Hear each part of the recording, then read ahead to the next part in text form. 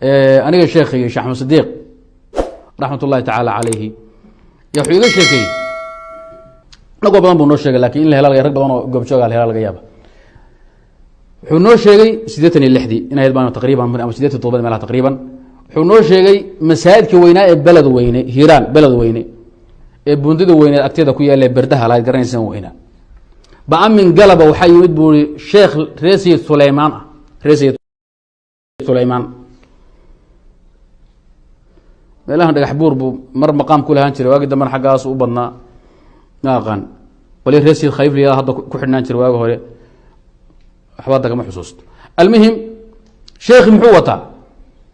laba gabdhood oo mataamo ah yu wata oo walaala ah waa mataamo shajaam caleel kase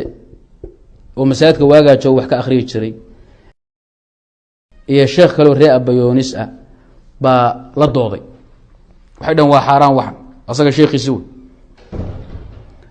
waa sanad mutasila ma aha wax u baahan meesha ka dhacna waa baloweyni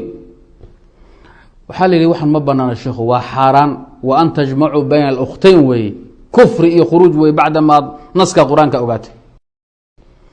wuxuu yiri idinku cilmu shariica taqaanaan ahkaan leeyahay minhaajka ka warqabtaan iyo aayad suuratu nisa ku jirta u kaadiye baabkan baxar buxur ma gali kartaan oo sheekhu maxajir wuxuu labadan gabdhood midna naftayda qabta buuri ruuxdayda qabta midna daatadaan ku qabado ruuxa bini aadamka laba quwo ka kooban yahay quwa nafsaaniya wa quwa jismaaniya quwada jismaaniga gabadhan hebla ay sahra tan ruuxaaniga ana gabadha xaliima ah marka xisaabtu saas weeye idin ka khaldan wax jira weeye wax ma aha tayib waxa la yiri sheekhu waxbaanu ka dhageysan mayn magaca hebel keligaaba waana gaalnimo waxaan ma banaano murankii buday wax uu saa u siiday baqti iyo quran ba akhriye wadaadii niman ahkaan leeyahay aad qiimo badan intay la niqaashay bay wax kala yeeli meeyna mubaahalo gaal baa tahay inaad gaal tahay oo waxa aysan banaanayn aynu habaartan masaajidka waa aragteen wabigu saaran yahay jinkiisa hoos baa loo dadagay wabigu waa loo dadagay sababkiisa inta la tagay baa la sabar wa amin asara maalan jumcaha bacda al-asr bay habaartameen culimada ahkaan waxay yiraahdeen hadii aad waxaad sheegayso oo xaq yahay waxa anagu aan sheegayno oo baatil yahay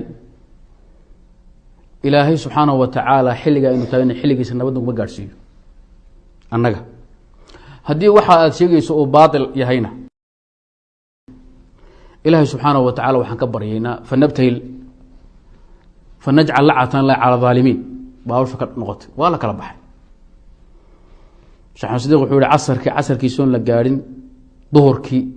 maalinka sabtida ahayd ninkii labada gabdhood watay carabkiisii dhulku xaaqay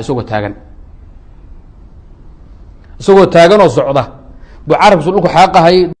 duhurkii bu carabku soo go'ay casarkan uu nafbax carabku beenta ku sheegay ee ilaahay ku hafar ku nabay ee shariicada been kaga sheegay culimadana ku dambaajiyay baa la soo gooyay xiidaha loo soo dhulka la geeyay kadibna casarka naftu waay waa la yaqaan qabrigiisa maqbuur fi Hiiraan way nimankaas umada rogi jiray oo culimo u ah